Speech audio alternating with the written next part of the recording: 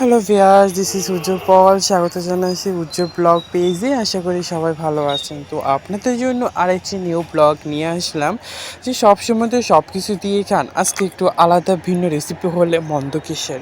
তো এখানে দেখেন আমি অনেক তাজা শাক নিয়েছি। বৃষ্টি হয়েছে তো তার চারদিকে প্রচুর শাক।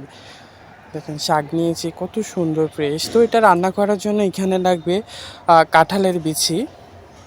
কাঁঠালের বিচিগুলো দেখেন আমি এভাবে কেটে নিয়েছি।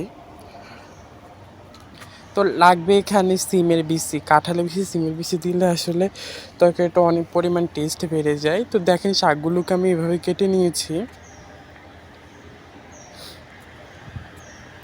আপনারা যারা একটু বড় কাটতে পারেন না একটু ছোটো কাটতে পারেন, এটা আপনাদের উপর ডিপেন্ড করে।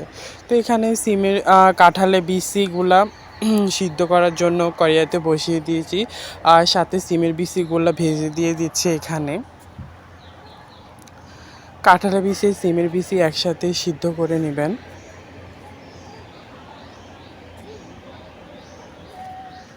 দেখুন অনেক সুন্দরভাবে ভালোভাবে সেদ্ধ হচ্ছে। আসলে এগুলো সিদ্ধ হতে বেশিক্ষণ লাগে না, আপনার প্রায় 5-6 মিনিট রাখলেই সিদ্ধ হয়ে যায়। আমার সিদ্ধ করা হয়ে গেছে তাই এটা নামিয়ে নিচ্ছি।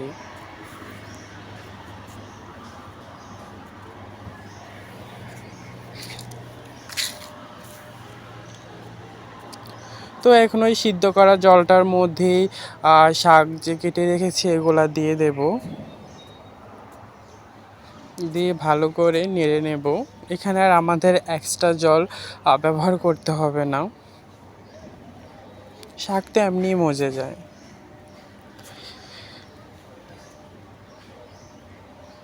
দেখুন আমার শাকটা প্রায় মজে আসছে, তখন এর মধ্যে দিয়ে দেব 1 চা চামচ লবণ। আর লবণটা আপনাদের টেস্ট অনুযায়ী ব্যবহার করবেন। আমি সবসময় বলি লবণ এবং ঝালটা আপনাদের অনুযায়ী ব্যবহার করবেন। তো এখানে দেখেন আমি লবণ দেওয়াতে পর্যাপ্ত পরিমাণ জল বের হয়ে গেছে।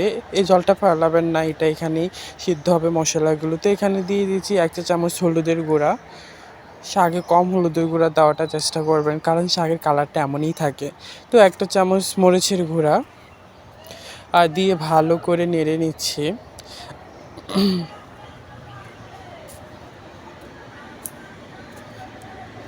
তো ওইটার মধ্যে আবার দিয়ে দিচ্ছি 1 চা চামচ জিরা বাটা আর ধনিয়া বাটা। আদা বাটাটা এখানে দেবেন না, জিরা ধনিয়া বাটা দিলেই এনাফ।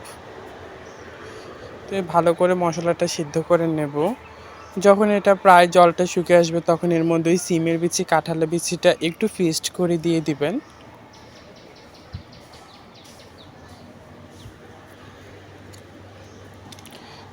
দেখেন দেওয়ার পরে এটাকে ভালো করে মিক্স করে নিচ্ছি।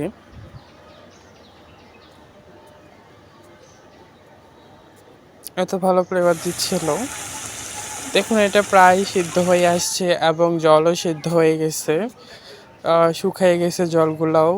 সব কিছু পারফেক্টভাবে সিদ্ধ হয়ে গেলে এটা নামিয়ে নেব। নামিয়ে আরেকটা কড়াইয়া বসিয়ে এর মধ্যে দিয়ে দেব পরিমাপ মতো সয়াবিন তেল। আপনারা চাইলে অন্য তেলও ব্যবহার করতে পারেন, সমস্যা নেই।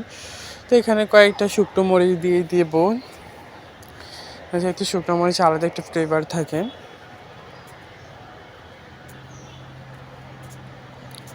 তো পাঁচফোড়ন দিয়ে দেব, তার মধ্যে আপনারা চাইলে জিরা দিতে পারেন, আর পাঁচফোড়নটা দিলে অনেক ভালো ফ্লেভার দেয়। তো পাঁচফোড়নটা যখন হয়ে আসবে তখন এর মধ্যে দিয়ে দেব রসুন কুচি। প্রায় কয়েক চাই রসুন কুচি দেওয়ার চেষ্টা করবেন। পেঁয়াজটা দিলে দিতে পারেন আর স্কিপ করতে পারেন, সমস্যা নেই। যখন এটা লাল লাল ভেজে আসবে তখন এর মধ্যে শাকটা দিয়ে নেড়ে নেব। অনেক টেস্ট হয়েছে, আপনারা না খেলে বুঝতে পারবেন না এত পরিমাণ টেস্ট হয়েছিল। দেখুন আমার প্রায় শাকটা হয়ে আসছে, সব মশলা সিদ্ধ হয়ে গেছে, জলটা শুকিয়ে গেছে। পাটাটা হয়ে যাওয়ার পর এটাকে পরিবেশন করার জন্য নামিয়ে নিচ্ছি। পরিবেশনটা এটা আপনাদের চয়েসের উপর ডিপেন্ড করে।